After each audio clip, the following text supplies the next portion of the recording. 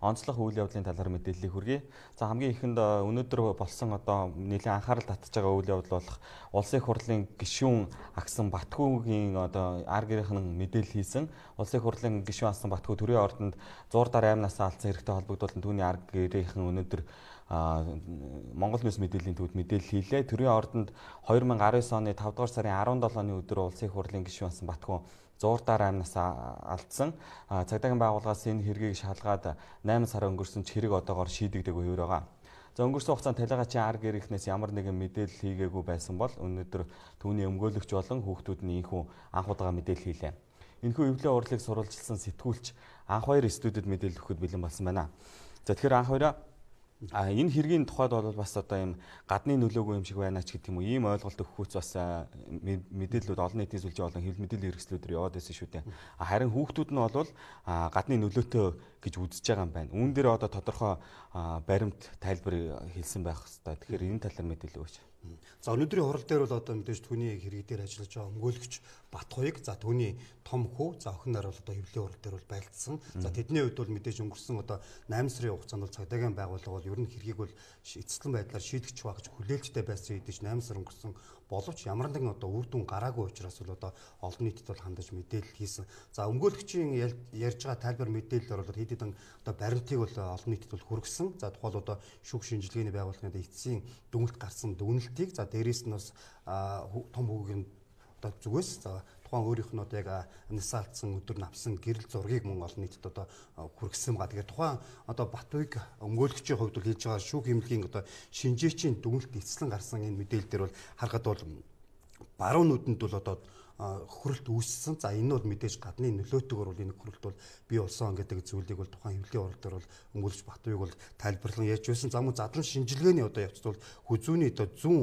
хажууд бол улаалт бий болсон. За энэ мэдээж бас одоо болт одоо хийсний улмаас бол энэ улаалт бол бий болсон гэдэг зүйл мөн шинжилгээгээр бол тогтоогдсон. Тэгэхээр бол үндсэндээ одоо өмнө гарч ирсэн хөлбөмбөлийн хэрэгслэр бол өвчний одоо улмаас бол одоо талигачууд насурсан гэдэг мэдээллийг бол өгчөөсөн. За харин энэ үндслээр бол одоо тухайн гэмтлийг бол одоо гэмтлийн улмаас бол тарин цус сарвалт үүссэн гэдэг гадны нөлөөтэй байдлаар сарвалт үүссэн гэдэг энэ мэдээллийг тухайн өмгөөлөгчийн зүгээс өнөөдөр бол тайлбарлан мэдээлж байсан.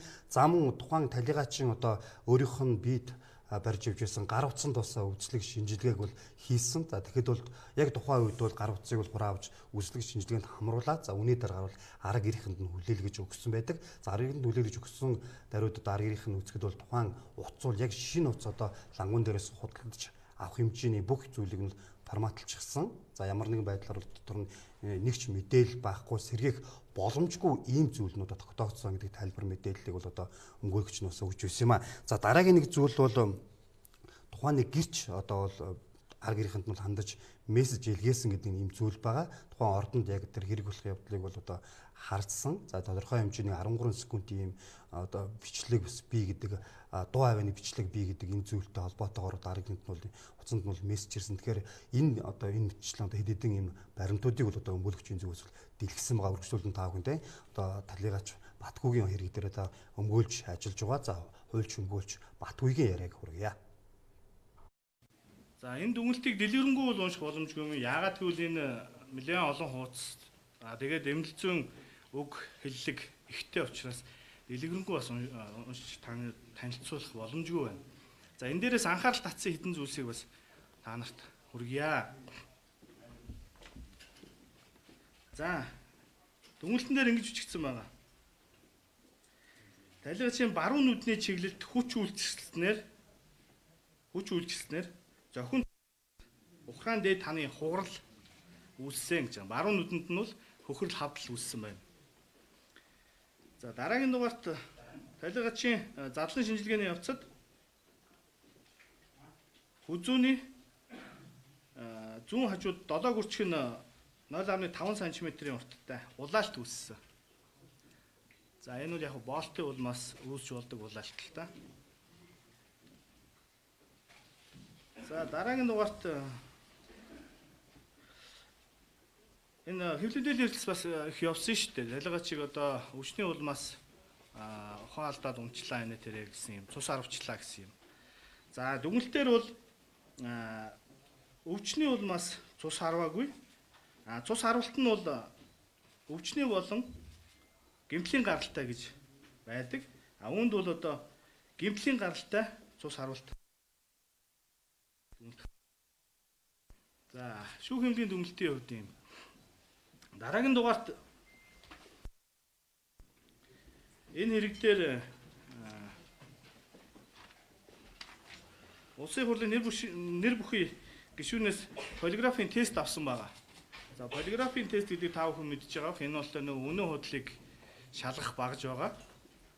За, энэ дүгнэлтийг та бүхэнд уншиж сонсгоё. За, дүгнэлтээр асуусан асуултанд хариулахдаа гэм буруугийн түгшүүрийн мэдрэмж өндөр гэсэн магадлал гарсан. За, би дахиад уншия энэ ардаа. Асуусан асуултанд хариулахдаа сэтгэл санааны хувьд гэм буруугийн түгшүүрийн мэдрэмж өндөр гэсэн. Ийм полиграфын тестийн дүгнэлт гарсан байна. За, дараагийн нэг мэдээлэл маань бол энэ хэргийн газрын үзлэг хийх явцад талигачийн өөрийнх нь ашиглаж исэн гар утсыг хураан авсан байдгийн. За, уг гар утсыг хурааж аваад үзлэг шинжилгээ хийгээд буцаад хохирогчд хүлээл гэж өгсөн. За, хохирогч гар утсыг хүлээж аваад шинжилгээний дүгнэлттэй танилцахад гар утсанд мэдээлэл байгаагүй. Ерөөсөө үйлдвэрээс гарсан factory receipt гэж ярьдаг шүү дээ. Бид нэр үйлдвэрээс шинэ гар утас судалдаж авах ямар байдгүй яг тийм болсон байдалтай байсан. За, шинжилгээний дүгнэлтээр ч гэсэн энэ гар утсанд ямар нэгэн мэдээлэл байхгүй түүнийг сэргээх боломжгүй байна гэсэн дүгнэлт гарсан байна. За, дараагийн дугаарт хэргийг шалгах явцад хохирчийн арга гэрийнхэн лөө за нэг нэр бүхий итгээд мессеж үтсэ. Хэргийн талаар би үл үтсэ, харсан. Надад 13 секундын бичлэг байгаа. Энэ мэдээллийг шалгах явцад за нэг хүн тогтоогдсон.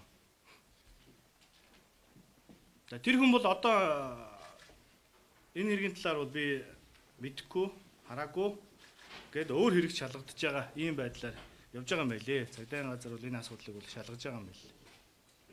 Энэ бас эргэлзэх асуудал. За, мөрдөн шалгах ажиллагааны явцад бол өөр бус янз бүрийн асуудлууд бол байсан. Ялангуяа шүүх эмнэлэгтэй холбоотой. Задлан шинжилгээ явуулахын өмнө талигачийн аргын зүгээс Имра аппаратанд оруулъя. Эрдэнэтийн зураг авахыг хэд шүүх эмнэлэг хүлээж аваагүй. Яаралтай гэсэн аюугаар шинжилгээнд оруулсан байсан. За, шинжилгээний явцад янз бүрийн одоо онш шинжилгээг оншийг дутуу тавьсан, шинжилгээг дутуу хийсэн иймнүүд бол тогтоогдсон.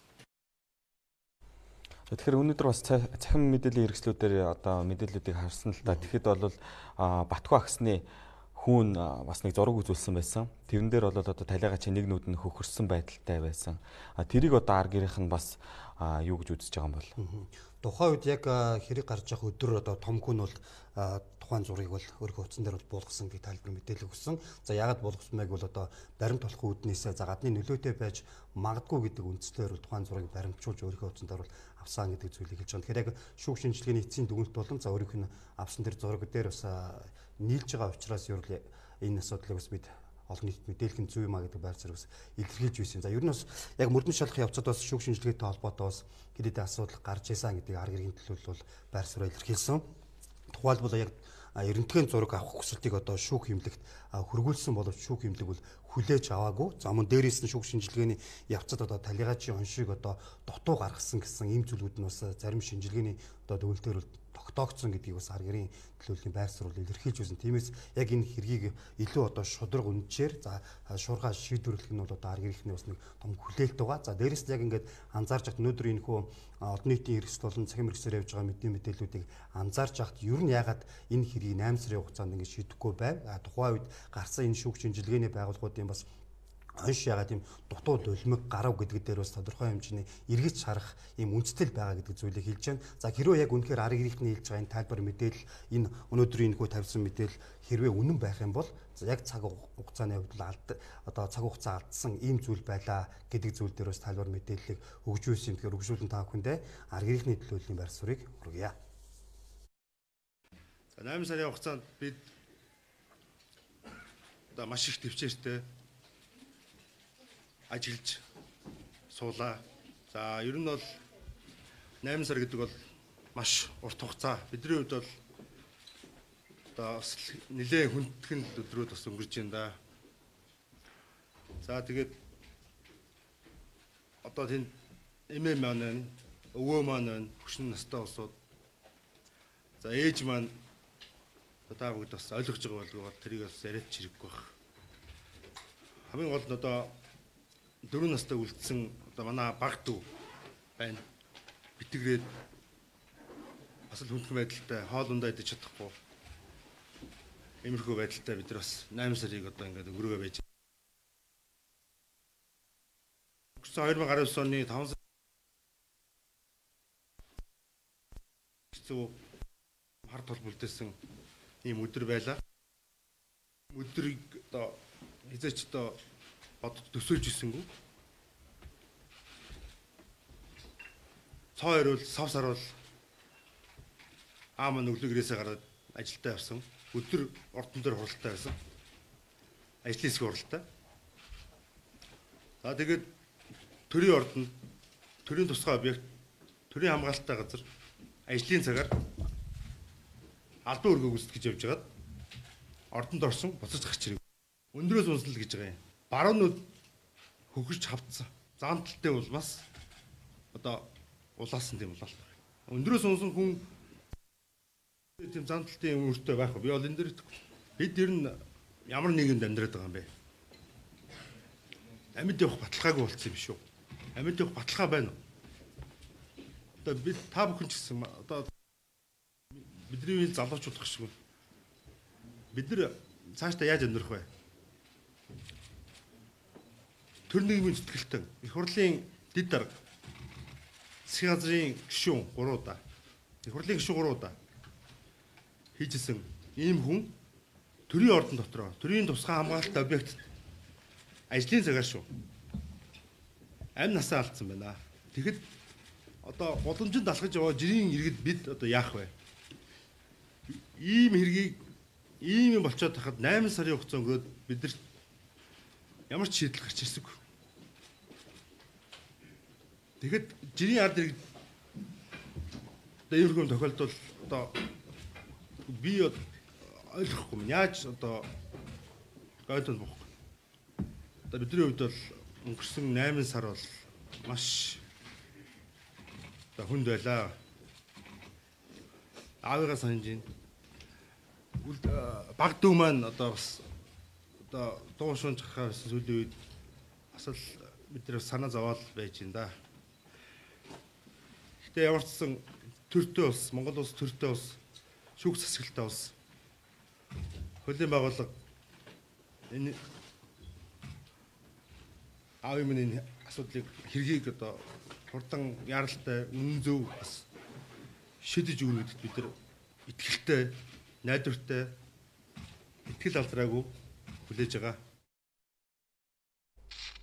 За бид яг энэ асуудлаар бас холбогдох хууль зүйн байгууллагаас тодруулах гэсэн. За улсын ерхий прокурорын газраас яг энэ хэрэгтэй холбогдуулна. Яагаад ер нь 8 сарын хугацаанд ингээд шийдвэрлэхгүй бай гэдэг зүйлийг тодруулахаар бол холбогдсон боловч за улсын ерхий прокурорын газраас бол хэрэг одоо мөрдөн байцын шатанд шалгагдж байгаа учраас илүү дэлгэрэнгүй мэдээлэл боломжгүй гэдэг энэ тайлбар мэдээллийг өгсөн. За харин арга гэрийн төлөөлөл бол хэвлэлийн хурал хийсний дараагаар бол улсын хурлд судалтай Монгол Ардын нам, за ардчилсан намын одоо бүлгийн нийт гишүүдэд хандаж одоо илгээлтийн загтлыг илгээсэн байгаа. Тэгэхээр энэхүү загталтаа бол мэдээж яг энэ хэрэгтэй холбоотойгоор хэргийг яаралтай шийдвэрлэж үнэхээр одоо энд улс төрийн одоо гишүүдс холбоотой байх юм бол үнэн зөвийн шалгаж хариуцлага тооцож өгөөч гэдэг утга агуулгатай одоо илгээмжийг бол ил загтлыг бол улсын хурлын одоо Монгол Ардын намын бүлгийн нийт гишүүд, за ардчилсан намын нийт бүлгийн гишүүдэд мөн хөргүүлсэн байгаа. Тэгэхээр мөн дээрэс нь одоо Ардсан намын дарга Эрдэнэ мөн бас яг энэ улсын хурлын дэд хороотыг хуулийн дагуу ажиллахыг аль биесээр оруулж шаардсан байгаа. За мөн шаардлагатай мөн бас энэ улсын хурлын гишүүн Батгүй агсны хэрэгтэй холбоотой асуудлыг бас яаралтай шийдэж өгөөч гэдэг зүйл дээр бас өөрсдийн байр сууриа илэрхийлсэн байгаа. За өнөөдөр энэ хүү онцлог олон нийтийг бас анхаарлыг татаж байсан. За улсын хурлын гишүүн Батгүй агсны хэрэгтэй холбоотой заргэрийн эхний төлөөлөл болон өмгөөлөгчийн мэдээллийг дэлгэрүүлж том тайлбартаа хүргэлээ. Баярлалаа анх барья. Тойм тайлбар хөтөлбөр үргэлжилж байна.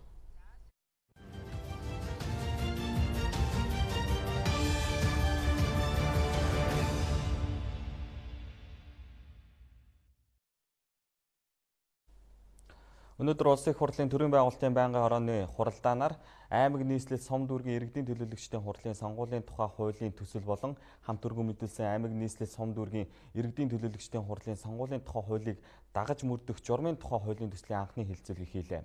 Улсын их хурлын гишүүдийн зүгээс сонгуулийн сурталчилгааны хугацааг багасгахыг дэмжиж байгаагаа илэрхийлэхийн зэрэгцээ сонгуул дээр нэр дэвших төрийн албанаас чөлөөлөгдөх хугацаа хандивын талаар илүүтэй лавлаж ухуулагчдын тоог багасгах талаар байр сууриа илэрхийлсэн юм а. Урдлын сонгуулийг нэг харахад энэ сонгуулийн тойрог байгуулах дээр нэг юм нюанс юм гарсан юм а. Энэ юу гэхээр энэ 12-ын 2 байгаа сонгуулийн орооныхаа хараараа. Аймгийн иргэдийн төлөөлөгчдийн хурлыг сонгохдоо аймгийн төвийн баг болон сум төсвөрийн сонгуулийн тойрог болно гэж заасан байдیں۔ Тэгтэн дээр нэг ийм нюанс болсон. Жишээлбэл аймгийн төвийн хүн ам 30 мянган хүн амтай байна гэж тэ. Тэгтэл зүгээр нэг сумын хүн ам 30 мянган хүн амтай сум байна бас. Одоо өөрөөр хэлбэл нэг тийм юмуд байна. Тэгэхээр одоо энэ дээр юуг төсөөлж анх хийсэн гэхээр аймгийн төвийн сум 30 мянган хүнд бол багаар нь хувааж болох юм байна. Олон хүнтэй учраас сум нь жижигхэн учраас 2-оос 3 мянган хүнтэй төгөөмдөд учраас сумаар нь хуваахын гэдэг логикоор хийсэн чинь буруу болж эхэлсэн. Зэрэг сэлэнг дээр үүссэн юм юу гэхээр сэлэнгийн Сүхбаатар сум 30 мянган хүнтэй. Мандал сум 30-аас илүү мянган хүнтэй Сүхбаатараас илүү сум гэдээ орсон. Тэгээд хоёр өөр тогтцоо болоод эхэлж байгаа байхгүй. Тэгэхээр наад дээр чинь бол ерөнхий зарчим бол баг дээр тойрог байгуулагдана. Тэр нь аймгийн сумын төв байна уу, сумын төв байна уу хамаахгүй. Нэг л зарчимтай байх ёстой гэдэг энэ юм дээр оруулахгүй бол нэг баг дээр жишээлбэл 7 мандат 8 мандат орж ирдэг. Нэг дээр нь улс дээр аймгийн сумын төв нь баг дээр хуваахтлаараа жижигрээд ороод ирдэг. Ийм гаж юм үүссэн юм а. Энэ дахиад автагдах гэдэг байна. Тэгээ энийг нэг зайлшгүй өөрчлөх үл зайлшгүй шаардлагатай гэж би ингэж харж байгаа. Хуучин бидний нэг дээр 96 онд явж ирсэн нэг жишг сонгуулийн хуулийн жишг байсан. Энэ юу гэхээр нэр дэвшигч хоёр одоо нийслэлийн болон аймгийн дүүргийн сумын одоо төлөөлөгчд зэрэг нэр дэвшиж болж байсныг хасцсан юм а. Уул нь бол энэ нь логикийн хувьд бол зөв байсан. Яг гэвэл ялгаа авахгүй төлөөлөл сум жишээлбэл одоо боловсон хүчин багтаа учраас хүн цөөтэй учраас нэг төлөөллөө хоёр газар суулгаад аймгийн бодлогын сумын бодлоготой дүүзүүлэхэд зөв байсан гэж би ингэж хардیں۔ Тэгэхээр энийг бол дахин сэргээж хийж болохгүй байсан юм уу гэдэг ийм асуулт байна. Дараа нь сонгуулийн төв байгууллагын хуулийг бүрэн эрх нь одоо ч сонгуулийн ерөнхий хороо удирдах эрх нь энэ дээр хасагдсан юм шиг харагдаад байх юм. Энийг нэг эргэж нэг хараач гэж. Дараагийн асуудал сонгуулийн сурчлагын хоног одоо хэд байна? Яг орон нутгийн. Тэгээ одоо наад дээр чинь би нэг тоог нэг ойролцоогоо 20 хоног юм уу гэж хараад байгаа. Яг хэд байгаа? Ер нь бол орон нутгийн сонгуул хамгийн бага хугацаанд хамгийн бага зардлаар явж дуусах ёстой. Улс төрчлөлийг өнөөдрийн байгаа улс төрчлөлийг орон нутгад багасгах гэж бол хамгийн зөв арга нь энэ. Сумын иргэн болгон нэр дэвшиж байгаа хүнээ таньдаг учраас тэр олон цаас зарж, олон мөнгө тавьж ийм ухуулах сурчлагаа гэж ийм илүү зардал гарах ерөөс хэрэг байхгүй. Одоо их хурлын одоо гаргаж байгаа ухуулах хэмжээний материал энд бол хэрэг байхгүй. Ийм олон хоногийн сурчлагаа явуулах хэрэг байхгүй. Тэгэхээр энийг бид нар бүгдээрээ бол заашгүй хасах хэрэгтэй юм биш үү гэж би ингэж харж байгаа. Жишээлбэл одоо миний 1 минутыг сонгочаарай. Жишээлбэл за Эрдэнэ гишүүн нэмээд 1 минут. Одоо энэ дээр ингээ харахад одоо жишээлбэл ухуулагчийн тоо нэг тойрог дээр 200 одоо хүн байх юм уу яах юм? Нэгсүүл 20 хүн байх юм уу гэдгийг бодож үзмээр байгаа. Ийм олон хэрэгтэй байгаа юм уу? Хоёрдугаар хандивын зардал одоо жишээлбэл орон нутагт одоо суманд нэр дэвшихийн төлөө иргэн болгоноос 3 сая төгрөг өгдөг хүн чаав байдгийг, 15 сая төгрөг өгдөг юу нь чаав байдгийг компани нь ийм өндөр зардал гаргах шаардлага байгаа ч юм уу байхгүй ч юм уу гэх мэтчлэнгээр бид нар энэ дээр бол бодох зүйлүүд байна. Тэгээ энэ дээр би нэг хариулт аваад тэгээд нөгөө хэлэхэд хэдүүлээ энийг нэг сайхан ярилцж байгаад өнөөдөр болж байгаа болохгүй юм ингээд зохицуулт хийгээд төр завсралж агаад ажлын хэсэгтэйгээ дахиж ярьж агаад болж өгөө зарчмын дөрвөөс сандуудыг ажлын хэсэгтэйгээ ойлголцоод оруулаад ирвэл энэ өөрөө зөв болно гэж би ингэж харж байгаа. Орон нутгийн сонгуул аль болох бага улс төржилттэй, аль болох бага зардалтай, аль болох ойлгомжтой энэ хэлбэрээр зайлшгүй явах ёстой шүү гэдгийг би ингэж хэлээд байна. Их хурлын тухай хуулиас ялгаатай нь энэ засаг захиргааны нутаг дэвсгэрийн нэгж түүний удирдлагын тухай хуулиар тойргийн тоо, мандатын тоог шууд нэгжийн тухай хуулиар хуваарлцсан юм хууль. Тэгээ бид нар бол засаг захиргааны нутаг дэвсгэрийн нэгж түүний удирдлагын тухай хуульд оруулж байгаа ганцхан өөрчлөлт байгаа. Энэ нь юу гэвэл энэ хуулинд Улаанбаатар хотын дүүргийн хороод дангаараа эсвэл хамтарч хэд хэдэн тойрог болох тухай зохицуулт орж ирж байгаа. Улаанбаатар хотын хороод харилцан адилгүй дүүргүүд нь хороодтой байгаа. Жишээлбэл сонгоны хайрхан дүүрэг 43 хороотой болвол баганга дүүрэг одоо 5 хороотой байх жишээтэй. Тэгэхээр хүн амынхын тоонд хуваарлсан ийм юутай нөгөө төлөөлөгчийн тоотой 200 мянгаас дээш хүн амтай болвол 41 хүртэл төлөөлөгчтэй байна. 200 мянгаас доош 100 мянга бол тэд байна гэд ингээд 35-аас 21 төлөөлөгчийн хооронд дүүргийн иргэдийн төлөөлөгчтэй хурал бүрдэхээр ингээд засаг захиргааны нутаг дэвсгэрийн нэгжийн хуулинд заасан байгаа. Энэ тохиолдолд бид нар хороод дангаараа тойрог бүрдүүлнэ гэд тухайн шатны иргэдийн төлөөлөгчтэй хурал нь шийдсэн тохиолдолд сонгоны хайрхан дүүрэгт 43 одоо тойрог 43 төлөөлөгчийн тоо хуваарлах юм шаардлага гарч байгаа учраас бид нар дэгийн тухай хуулийн 23-ын 5-аа журамлаад засаг захиргааны нутаг дэвсгэрийн нэгж түүний удирдлагын тухай хуулийн саяны холбогдох заалтыг өөрчилж байгаа. Таны яг хэлсэн тохиолдолд бол тусгаасан ийм саналуудыг ажлын хэсэгт орсон танаа намын зөвлөл, мурат юуны шин намын төлөөлөл, болд гишүүн бусад хүмүүсээс санал ирээгүй учраас аймгийн төвийн багууд тус бүр нэг мандаттай, сумын төвийн сум нь өөрөө аймгийн иргэдийн хуралд нэг мандаттай байхаар ингээд хуучин тойрог байгуулах зарчмыг хэвээр үлдээгээд засаг захиргааны нутаг дэвсгэрийн нэгж түүний удирдлагын тухай хуулийн төлөөлөгчийн тоо хуваарлсан тэр зохицуултыг хөндөөгүй гэдгийг хэлчихье.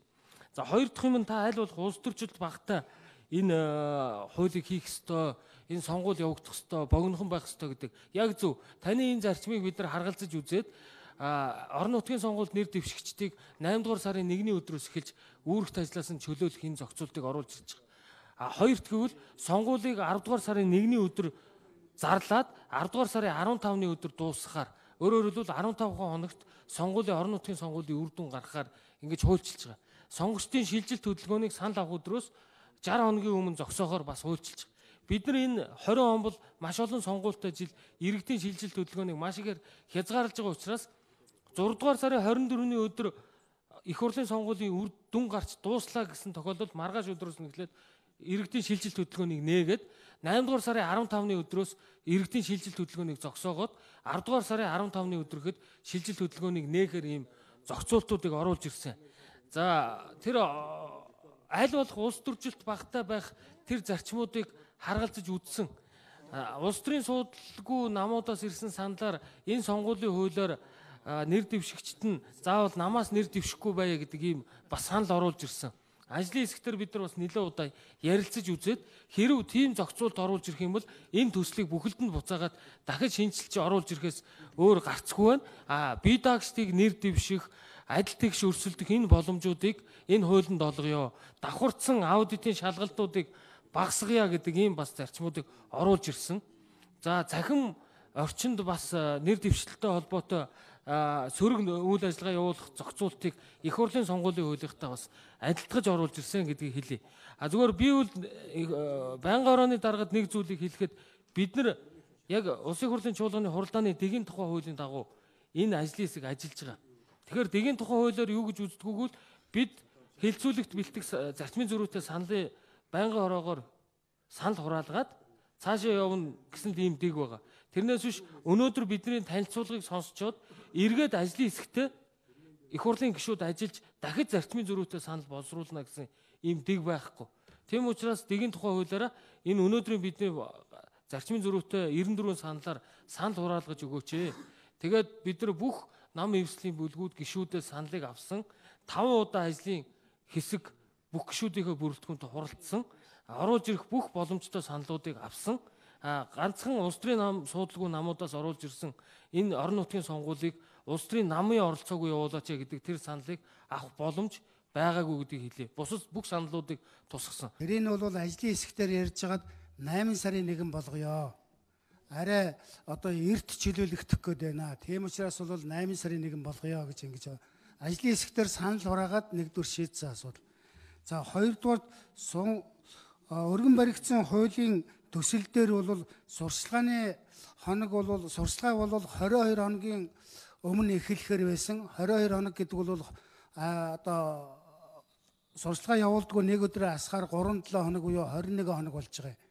Ажлын хэсгээр мөн яриад Эрдэнэт гишүүний ярьсан шиг одоо ингээд орон нутгийн сонгуулиуд дэндүү урт хугацаа байна. Тийм учраас бол 2-7 хоногийн хугацаа байх хангалттай гээд 22 хоногийг бол 15 хоног болгож одоо зарчмын зөрүүтэй санал энэ юун дээр орж ирж байгаа, богиносгож байгаа гэсэн. За 3 дугаарт Эрдэнэт гишүүний асуусан тэр сонгуулийн төв байгууллагын эрх хязгаарлагдж байгаа юм биш үү гэж байна. Инхээр энэ бол яг үндсэн хуулийнхаа заалтаар л явж байгаа. Үндсэн хуулийн 66 дугаар зүйлийн 2-2 дээр бол сонгуулийн төв байгууллага нь бол ямар сонгуулийг зохион байгуул шийдвэр гаргах вэ гэхээр зэрэг ард нийтийн санал асуулга, улсын их хурл, түүний гишүүний ба ерөнхийлөгчийн сонгуулийн талаар бол сонгуулийг зохион байгуул шийдвэр гаргахаар ингээ үндсэн хуулийн заасан байж байгаа. Харин сонгуулийн төв байгууллагын хуулиар бол сонгуулийн ерөнхий хороо нь бол аймаг нийслэл сум дүүргийн иргэдийн төлөөлөгчдийн хурлын сонгуулийг мэрэгжил арга зүйн удирдлагаар хангаж ажиллана гэсэн юм залттай.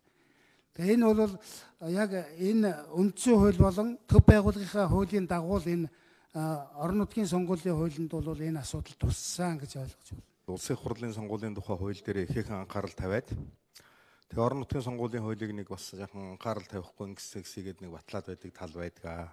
Эннээс улбаалаад яг орон нутгийн сонгуул явагдах үед тэр харилцааг зохицуулахад янз бүрийн одоо бас учир дутагдал гарах, янз бүрийн одоо тийм маргаан юм гарахад бол төвний зохицуулж чадахгүй болох ийм тохиолдлууд бол урд нь гарч байсан. Тийм учраас би энэ ажлын хэсэг бас энэ дээр нэлээд одоо анхаарал тавьж ажилласаа. Тийм янз бүрийн одоо алдаа дутагдал гарахгүй байх талаас нь анхаараасаа гэдгийг бол юуны өмнө хэлмээр санагдаж байгаамаа. Хэд хэдэн зүйл дээр би асуумаар санагдаж байгаа. Асуугаад тэгээ ер нь бол санал гэж. Жишээ нь сая дэд ажлын хэсгийг танилцууллаа.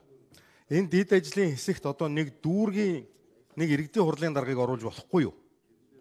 Нэг сумын засаг даргаыг оруулж болохгүй юу? Яг л одоо төвд байдаг нэг энэ сонгуулийн ажилтай холбоо бүхэл агентлаг байгууллагуудын л одоо удирдлагууд орсон байх юм. Яг газар дээр нь энэ юмыг чинь зохион байгуулах, яг энэнд одоо өөрөө удирдах оролцох ийм улсууд өнөөдөр энэ хуулийг хэлцэж байх үед нь бас нэг уншаад тэгээ санаа оноо юмнуудаа бол ингээд хэлээд явбал зүгээр санагдаж байгаамаа. Энэ тал дээр одоо бас нэг анхаарад үлдэж байгаа хэлцүүлгийн үед нь ойролцоох одоо энэ сумуудаас, хотын дүүргүүдээс, аймаг нийслэлээс ганц нэг хүн оруулаад үгийг одоо сонсох нь зөв бахаа гэж бодож байна. За хоёрдугаарт одоо засаг захиргааны нутаг дэвсгэрийн нэгж түүний удирдлагын тухай хууль дээр бол орон нутгийн өөрөө удирдах ёсны байгууллагын төлөөлөгчдийн 3/1 төрийн жинхэнэ албан хаагч байж болно гэдэг ингээд 16 онд нэмэлт өөрчлөлт орцсон. Энэ хуулийн заалт одоо сонгуулийн хуультайгаа хэр зэрэг уялдаж яаж одоо явж байна. Нэр дэвших сонгогдох үедээ бол бүгдээрээ одоо чөлөөлөгдөж байгаа л тэгээ дараа нь дахиад 3/1 нь орох ийм байдлаар юм уу? Эсвэл тээзээ байж байгаад орж болох боломжцоог нээж өгөх юм уу? Аль болохоор л одоо хөдөлгөөн багтаа хөдлөө маргаан багтаа байх ийм одоо талыг хармаар санагдаж байгаамаа.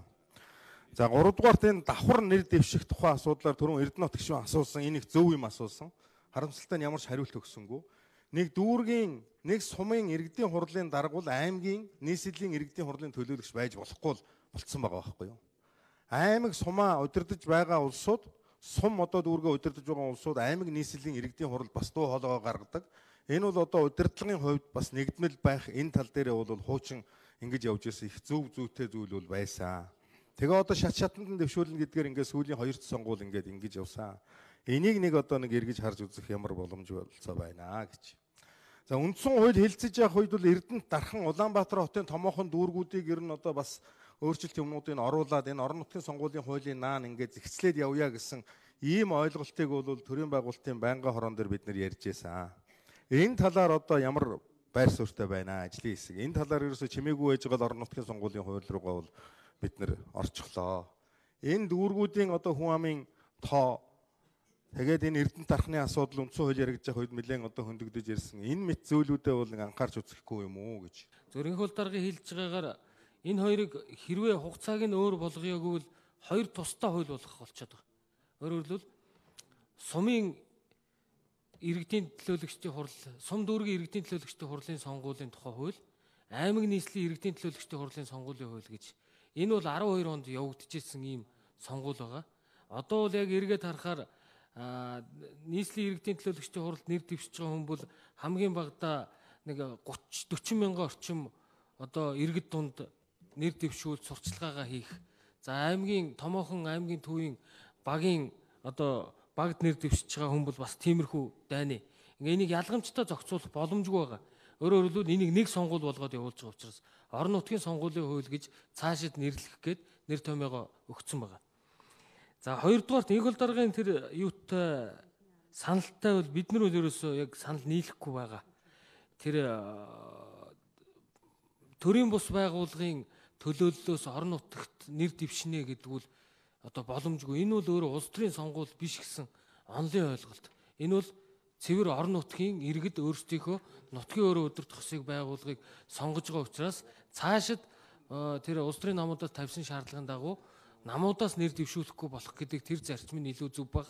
Тэрнээс биш иргэд өөрсдийнхөө оршин суугаа газрын асуудлыг шийдэх гэж нутгийн иргэдийн хурлаа бүрдүүлэх гэж байхад янз бүрийн төрийн бус байгууллагууд тухайн сонгуульд ийм зохион байгуулалтын хэлбэрт орж комьюнити болж орно гэдэг бол өөрөө яг тийм зохимжтой зохицуулт биш байгаа. Зүгээр Скандинавын хойгийн улс орнуудын зарим жишээг харахаар энэ нутгийн иргэдийн хурлын байгууллагуудыг ийм зохион байгуулалтын хэлбэрээр сонгох хэлбэрээсээ татгалзаад албан бус зохион байгуулалтаагаар тодорхой хугацаанд иргэдэн тогтсон цагт цуглаад төсөө баталж өгдөг ийм хэлбэрлүүгөө хүртэл цаашаага явж байгаа. Бид нар бол энийг яг улс төрийн сонгуул маягтай улс төрийн намууд ингээд нэр дэвшүүлээд, эвсэл болж нэр дэвшүүлээд, хуралд олонх болохоор бүлэг байгуулад ийм хэлбэрлүү яваад байгаа нь бол бас энэ орон нутгийн сонгуулийн үндсэн мөн чанарыг хазаалгаж байгаа гэж ойлгож болно. За энэ бол дарга хэлж байгаа тэр нөгөө саналтай санал нэг байна. Бид нар орон нутгийн хурал зохион байгуулдаг, орон нутгийн удирдлагуудаас энд оролцуулъя гэд бичгээ хамгийн ойрхоноор нийслэлийн намын хороонд хүргүүлсэн. Нийслэлийн намын хорооноос хан уул дүүргийн засаг дарга алдарч авахлан ажлын дэд хэсэгт ажиллуулсан. Алдарч авахлан тодорхой саналуудыг гаргаж тэр нь өнөөдөр зарчмын зөрүүтэй бас санал болоод ингээд одоо та бүхнээр санал хураагдах гад явж байгаа гэдгийг Аймаг нийслэл сум дүүргийн иргэдийн төлөөлөгчдийн хурлын сонгуулийн тухай хуулийн хэлэлцүүлэг улсын их хурлын нэгдсэн чуулганаар бас үргэлжилнэ. За үүний дараа бас Монгол улсын ерөнхийлөгчийн сонгуулийн тухай хуулийн төсөл бас хүлээгдэж байгаамаа.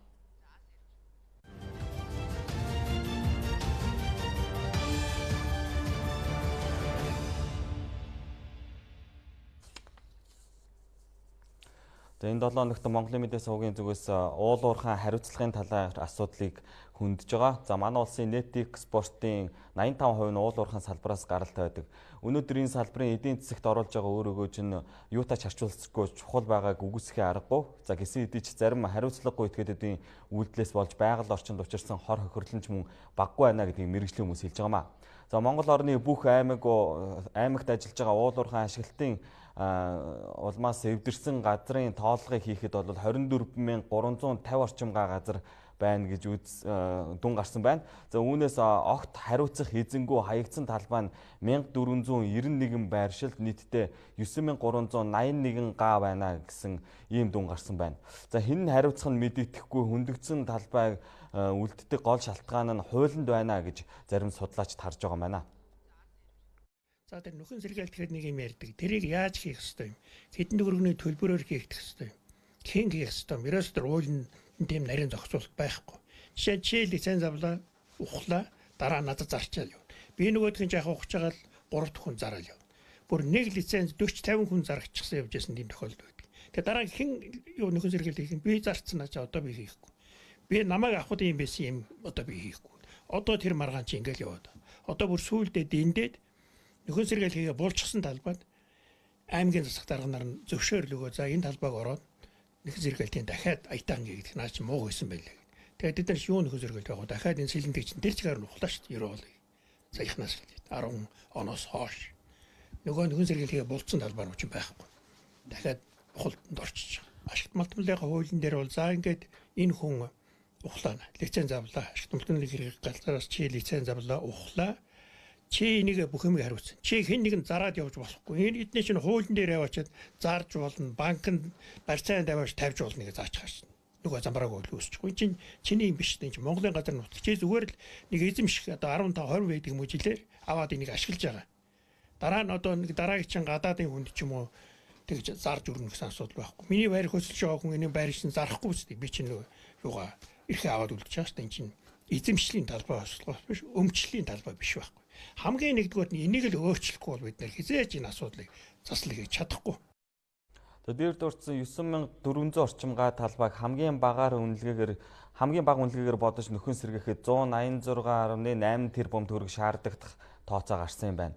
За дээр нь тухайн газарт амьдардаг байсан амтан ургамал, за мод, шавж зэрэг одоо наривчлан ширгсэн гол горих зэргийг одоо бүгдийг тооцож наривчлсан үнэлгээ хийвэл асар их мөнгөнд дүн гарна гэдгийг мэргэжлийн хүмүүс хэлж байгаа юм. За тиймээс уул уурхайн компани хариуцлагыг сайжруулах чиглэлээр холбогдох албаныхан тусгай зөвшөөрлийг цуцлах мэт гэх мэт одоо хатуу арга хэмжээ авч байгаа маа.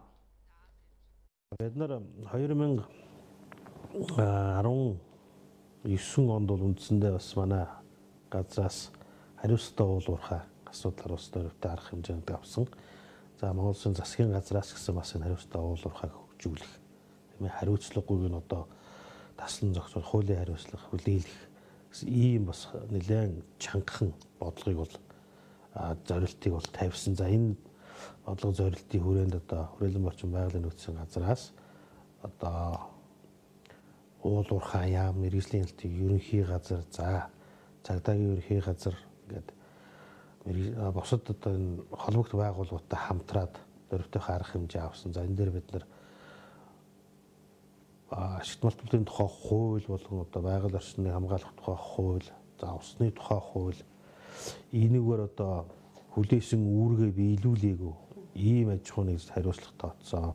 Өмнөгов аймаг, за Архангай аймагуд бол эдгээр хариуцлагагүй үйлдэл гаргасан 25 аж ахуйн нэгжийн лицензийг 20 аж ахуйн нэгжийн 25 лицензийг бид нар цуцлуулсан. За ингээд цуцлуулахын дараа бол эдгээр аж ахуйн нэгжүүдэд хариуцлага тооцож нөхөн сэргээлтийг хийгээгүй байгаль орчны жилүүрийн менежментийн төлөвлөгөөний хэрэгжилтийг одоо хангалтгүй биелүүлсэн.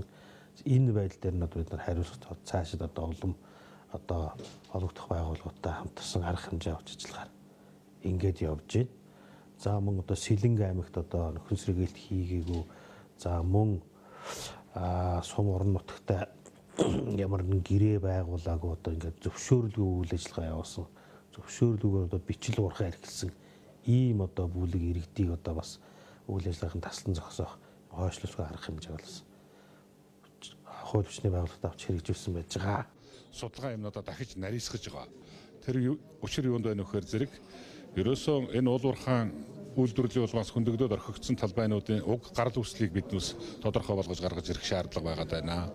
Ямар аж ахуйн нэгж байгууллагууд дээр хөндөгдөөд ямар учир шалтгааны улмаас орхигдсон юм бэ? Нэг хоёрдугаарт байгаль орчныг хамгаалах нөхөн сэргээлтийн барьцаа санд уг аж ахуйн нэгжүүд хэдийн хэмжээний хөрөнгө төвлөрүүлсэн юм бэ? Тэр хөрөнгийг яагаад энэ байгаль орчныг одоо нөхөн сэргээлтийн үйл ажиллагаараа чигдүүлж болохгүй гэдэг ийм асуудлуудыг ярьж, за байгаль орчин аж үйлчлэлийн яамд тодорхой өсөлт юмнууд тавьсан, уул уурхай хөнд үйлдвэрийн яамд бас тодорхой өсөлтүүдийг тавьсан.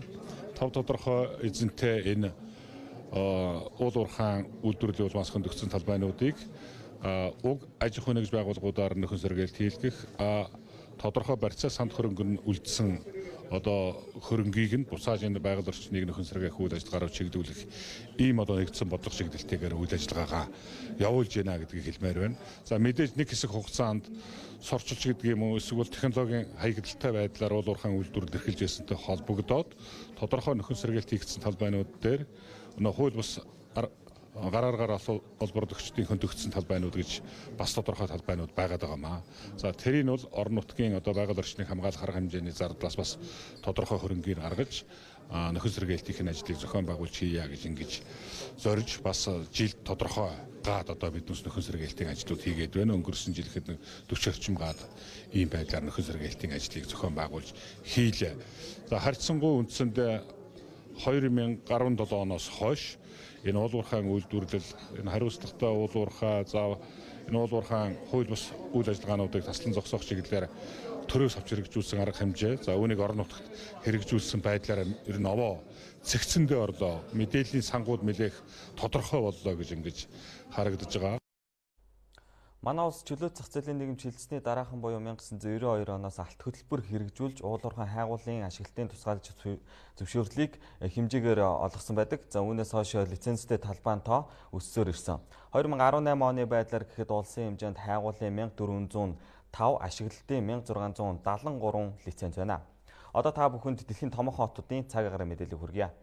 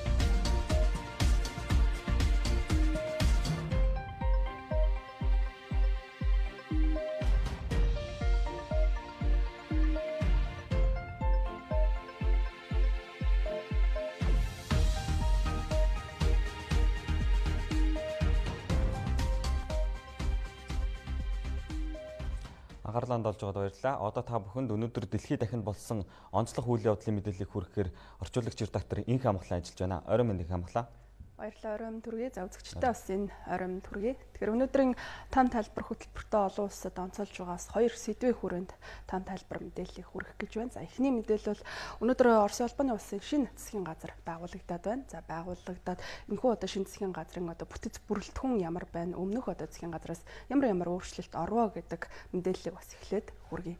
За Оросын албаны улсын одоо шинэ засгийн газар эмхлэн байгуулагдсан өнөөдөр олон улсын хүрээнд хамгийн их одоо анхаарлыг татаж байна. Шинэ засгийн газарт хэд хэдэн өөрчлөлт орж, за зарим яамдыг татан буулгаж нэгтгэсэн. За мөн шадар сайдуудыг цөөлсөн гэх мэт хэд хэдэн одоо томоохон өөрчлөлт орсон байна. Нийтдээ 9 шадар сайд болон 21 салбарын сайдтайгаар шинэ засгийн газар үйл ажиллагаагаа явуулахар болж байна. За засгийн газрын гишүүдээс үндсэндээ тал хувь нь буюу 12 гишүүн өмнөх одоо засгийн газрын үед ажиллаж байсан сайд нар байгаа юм байна.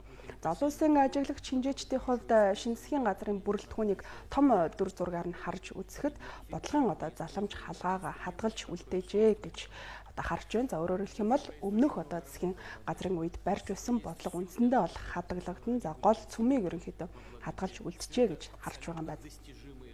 За учир нь өмнөх засгийн газраас гадаад харилцааны сайд Сергей Лавров, Батлан хамгаалгын сайд Сергей Шойгу болон сангийн сайд Антон Сионов одоо шинэ засгийн газарт суудлаа хадгалж үлдсэнтэй одоо холбон ийхүү одоо улсын ажиглагчд болоод одоо Оросын дотоодын одоо ажиглагч мэрэгжилтнүүд ингэж харж тайлбарлаж байна. За мөн өмнөх засгаас онцгойдол дотоод хэрэг, үйлдвэр худалдаа, тээвэр, эрчим хүч, байгалийн нөөц эколог болон хөдөө аж ахуйн сайд нар шинэ засгийн газарт үлдэн одоо ингэж ажиллахаар болж байна. За харин шинэ засгийн газрын бүтэц бүрэлдэхүүнд одоо нийтдээ 8 сайдыг шинээр томилсон байна. За тухайлх юм бол эдийн засгийн хөгжлийн сайдад Максим Решетников, за хууль зүйн сайд бөгөөд засгийн газрын хэрэг эрхлэх газрын даргаар Константин Чойченког томилсон байна. За мөн шинэ бүтцээр шадар сайдын тоог 9 болгон цөөлсөн. За өмнөх засгийн газрын тэргүүний үед бол нийтдээ 10 шадар сайдтайгаар үйл ажиллагаагаа явуулдаг байсан байна. За мөн Умард Кавказын асуудал хариуцсан яамыг татан болгож заран эдийн засгийн яамны харьяанд нэгтгэж оруулж байна. За мөн Оросын улбаны төрийн эмчийн менежментийн газрыг эдийн засгийн хөгжлийн яамнаас салгаж сангийн яамны харьяанд шилжүүлсэн байна. За Оросын ажиглагч шинжээчдийн хувьд нийгмийн салбарыг хариуцсан бүх сайд нарыг шинээр томилсон нь бас улсынхан салбарт яг энэхүү салбарт түлхүүн анхаарч шинэ бодлого хэрэгжүүлэх үүднээс томилжээ гэж бас харж дүгнэж байна. За үүний зэрэгцээ өмнөх засгийн газарт нийтдээ 4 эмэгтэй сайд ажиллаж байсан бол зарим энэ шинэ засгийн газарт 3 болж тоон цөөрснийг бас дотоодын хэвлэлүүд онцолж байна. За тэдгээрийн 2 нь шадар сайдаар ажиллах бол за нэг нь салбар яамыг тэргүүлэн ингэж ажиллахаар шинэ бүтэц бүрэлдэхүүн гаргасан байна. За Оросын шинэ засгийн газар байгуулагдаж анхны хуралдаана хийгээд байна. За энэ тухай шинэ засгийн газрын тэргүүн бас өөрийн байр суурийг илэрхийлсэн. За Михаил Мишустиний хувьд юуны төрөнд бид төрийн тэргүүний өгсөн үүрэг даалгаврыг хэрэгжүүлэх чиглэлд бас онцгой анхаарч ажиллах болно гэдгээс анхны хуралдааныхаа үеэр бас гишүүддээ онцолж өөрийн байр суурийг илэрхийлж байлаа.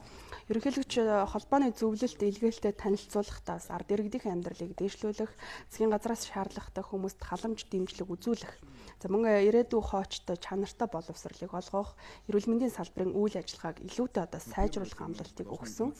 За цаашлаад улс их орноо илүү хүчрхэг болгож бүс нутагдах байр сууриа бэхжүүлэхэд онцгой анхаарч ажиллахыг үүрэг болгосон. За Оросын ард иргэдийн хувьд ч яг мөн адил ийм зүйлийг бас шинэ засгийн газраас хүсч хүлээж байгаа. Тийм учраас бид юуны төрөнд эдгээр зорилтынхон хүрээнд бас ажиллах болно гэж Оросын засгийн газрын тэргүүн Михаил Мишустин бас анхны энэхүү уралдааныхаа үеэр өөрийн байр сууриа илэрхийлсэн байна. За Оросын ажиглагч шинжээчдийн хувьд шинэ засгийн газрын бүтцийг туршлагатай, тэнцвэртэй баг бүрдүүлсэн гэж харж байна.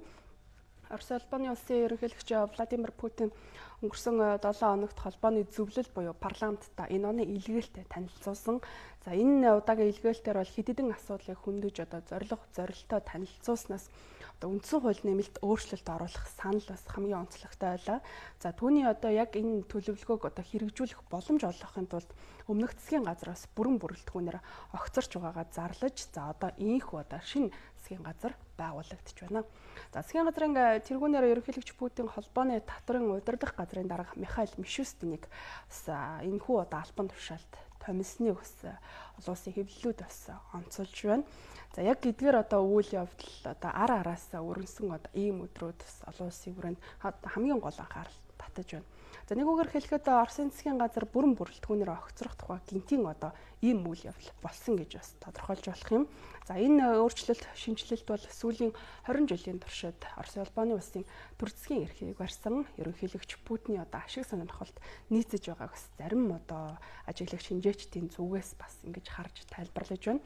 За 2024 онд ерөнхийлөгчин 2 дахь бүрэн эрхийнх нь хугацаа дууссаны дараа удирдлагыг бас гараасаа алдахгүй байх алхмуудыг ийхүү эртнээс эхлүүлж байна ч гэж бас зарим ажиглаг шинжээчдийн зүгээс засгийн газрын шин тэргүүн болоод засгийн газрын шин бүрэлдэхүүнийг ингэж харж бас тодорхойлж байна.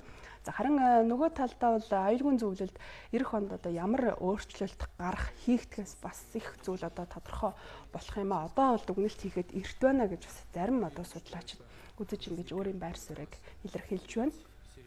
За ерөнхийлөгч Путин улс орныг хөгжүүлж эдийн засгийн өсөлтийг нэмэгдүүлэн шинэ ажлын байр нэмэгдүүлэхэд тэргүүлэн ажиллахыг засгийн газарт үүрэг болгосон учраас яг энэхүү чиглэлээр бас ажиллахаа Оросын ерөнхий сайд Михаил Мишустин илэрхийлсэн. За үүний зэрэгцээ шинэ ерөнхий сайд хөрөнгө оруулалтын шинэ циклийг эхлүүлэхэд засгийн газар анхаарч ажиллахыг бас мэдгдсэн. За харин үүний тулд хөрөнгө оруулалтын орчныг сайжруулах, бизнесийн шинэ ажлын байрыг нэмэгдүүлж, ажилчдынхаа цалин хөлсийг нэмэгдүүлэх боломж олгохын тулд ажиллах таатай нөхцлөөр хангахаж энэхүү анхны хуралдааны үеэр илэрхийлсэн байна. За Оросын улбаны улсын ерөнхийлөгч Владимир Путин холбооны зөвлөл буюу парламенттай илгээлттэй өнгөрсөн 7 хоног танилцуулсан. За энэ удаагийн илгээлтээр хэд хэдэн асуудлыг хөндөж баса зорилттой танилцуулснаас үндсэн хууль нэмэлт өөрчлөлт оруулах санал дотооддоо төдийгөөс олон улсад одоо хамгийн их анхаарал татсан сэдэв болж байна. За Оросын төрийн ном үндсэн хууль нэмэлт өөрчлөлт оруулах тухай ерөнхийлөгч Путиний өргөн барьсан хуулийн төслийг эх 23-ны өдрийн нэгдсэн хуралдаанаар буюу одоо маргааш хэлэлцэх ийм тов гараад байна. За харин үндсэн хууль нэмэлт өөрчлөлт оруулах асуудлаарх бүх нийтийн санал асуулгыг эх 4-р сард зохион байгуулж магадгүй байгаа юм байна. Ерөнхийлөгч Путин үндсэн хуулийн нэмэлт өөрчлөлт оруулах хэд хэдэн саналыг дэвшүүлсэн. За тухайлх юм бол мужийн захирагчдын холбооны төвшөнд шийдвэр гаргах үүрэг хариуцлагыг нэмэгдүүлэх, төрийн зөвлөлийн үүрэг статусыг үндсэн хуулиар баталгаажуулж өгөх шаардлагатай байгааг мэдгдсэн. За мөн парламент засгийн газар эмхлэн байгуулахад илүү одоо хариуцлага хүлээдэг байх өөрчлөлт оруулахыг санал болгосон юм. Үүний зэрэг ерөнхийлөгчийн одоо сонгуульд нэр дэвшигчдэд тавих шалгуурыг өөрчлөх тухай саналыг гаргасан. За тухайлх юм бол одоогийн үндсэн хуульд зааснаар ерөнхийлөгчийн сонгуульд нэр дэвшигч нь эх орондоо 10 буюу түүнээс дээш жил амьдарсан байх гэдэг зүйл заалтыг өөрчилж 25 буюу түүнээс дээш жил болгож нэмэгдүүлсэн. За мөн өөр улсын иргэншилгүй байх гэсэн заалтуудыг нэмж оруулахыг санал болгосон.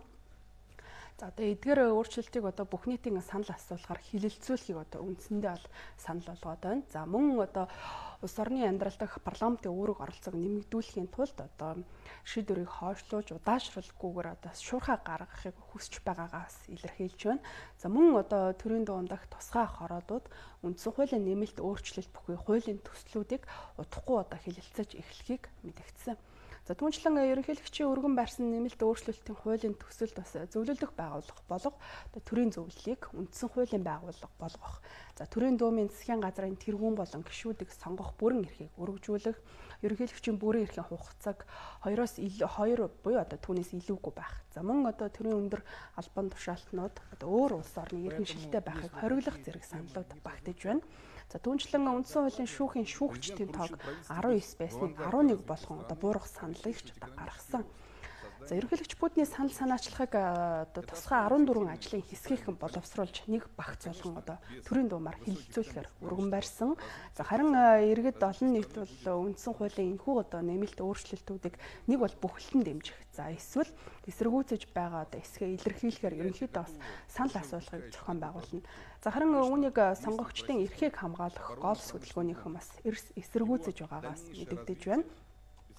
За ерөнхийдөө энэхүү хөдөлгөөнөөс бол нэмэлт өөрчлөлт энэхүү одоо тус бүрээс иргэдээс одоо саналыг авах ёстой. Зөвхөн одоо бүхлээр багцаар биш одоо тус бүрт нь бас иргэдээс санал авах ёстой гэдэг одоо байр суурийг илэрхийлж байна. За тиймээс сөрөг хүчнийхэн бас нэгдэж ирэх 2 дугаар сарын 29-ний өдрөөс өргөн хүрээтэй жагсаал цуглаан зохион байгуулахараас бэлтгэлээ хангаж байгаа тухайс Оросын хэвлэлүүд мэдээлж байна.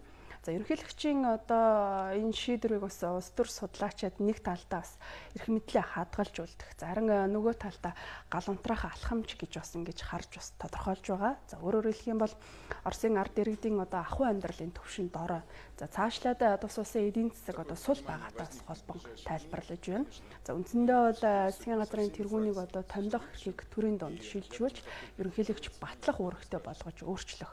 За харин ерөнхий сайдыг ерөнхийлөгч нь огцруулах одоо ийм эрхтэй болгох саналыг ерөнхийлөгчийн зүгээс одоо дэвшүүлсэн. За өөрөөр хэлэх юм бол парламент ерөнхий сайд болоод одоо засгийн газрын гишүүдийг сонгох эрхтэй болно. За ерөнхийлөгчийн үндсэн хуульд нэмэлт өөрчлөлт оруулах тухай саналыг боловсруулах ажлын хэсэг бас одоо байгуулагдаад ажиллаж байна. За маргаашийн одоо төрийн дуумын хуралдаанаар бас энэ асуудлыг эцэслэн хэлэлцэн. За Оросын хэвлэлүүдээр бол одоо ирэх намар бас үндсэн хууль нэмэлт өөрчлөлт оруулах хэсэг асуудлаар бас бүх нийтийн санал хураалт явуулахаар ингэж төлөвлөж байгаа гэдэг бас зарим одоо мэдээллүүдийг өгч байна.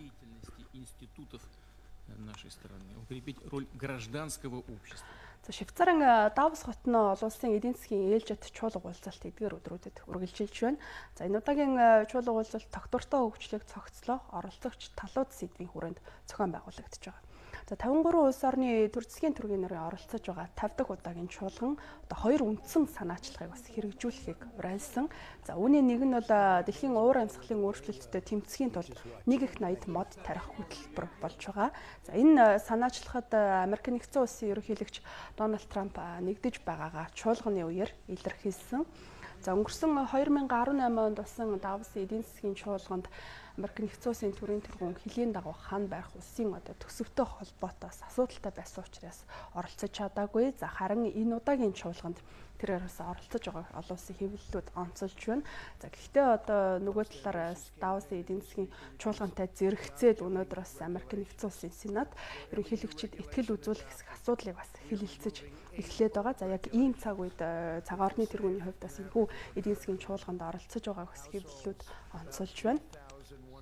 За энэ жилийн чуулга уулзалтанд оролцож бас тэрээр ерөнхийдөө бас өөрийнхөө байр суурийг илэрхийлсэн. За экосистемийг шинчилж засварлах нь Давосын эдийн засгийн чуулганы эх 10 жилийн хамгийн гол зорилтуудын нэг. За цаашлаад бас ирээдүйн хойч үедээ их ногоон дэлхийг өвлүүлэхийн тулд бас ийм санаачлага гаргаж байгааг бас зохион байгуулагчдын зүгээс онцолж байгаа. За Давосын эдийн засгийн чуулганыг зохион байгуулагчдын зүгээс мөн бас санаачилж байгаа бас нэг онцлог зүйл бол дэлхийн нийтийг хамарсан боловсролын хөтөлбөр болж байна.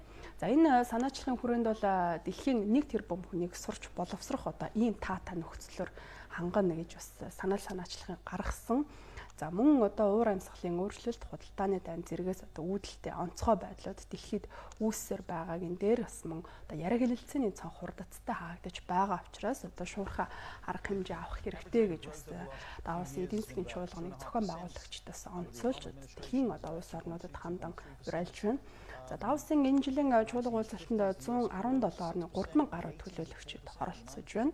За мөн чуулга уулзалтын хүрээнд салбар хуралдаанууд болдог. За энэ сарын 24-ний хүртэл үргэлжлэх энэ удаагийн чуулганы үеэр 400 гаруй салбар хуралдаан болж улс төрч, эдийн засагч, за бизнесмен, эрдэмтэн зэрэг 600 гаруй хүн үг хэлж энэхүү хуралдаанд оролцсон гэсэн мэдээлэл байна. Давосын чуулга уулзалт бол дэлхийн бизнесийн болоод цаашлаад бас улс төрийн төлөөлөгчдийн жил тутам зохион байгуулдаг бас уулзалт гэдгээр онцлогтой байдаг. За 1980 оноос хойш энэхүү чуулга уулзалт олон улсын оны хамгийн гол үйл явдлуудын нэг томоохон уулзалтуудыг нэг болсоор ирсэн. За мөн эдийн засгийн энэхүү чуулга уулзалтын хэлэлцгүүдүүдэд эрдэмтэд болоод олон нийтийн байгууллагын төлөөлөгчид, соёлын зүтгэлтнүүд, хэвлэл мэдээллийн байгууллагын төлөөлөгчид мөн оролцдогоор онцлогтой байдаг юм аа.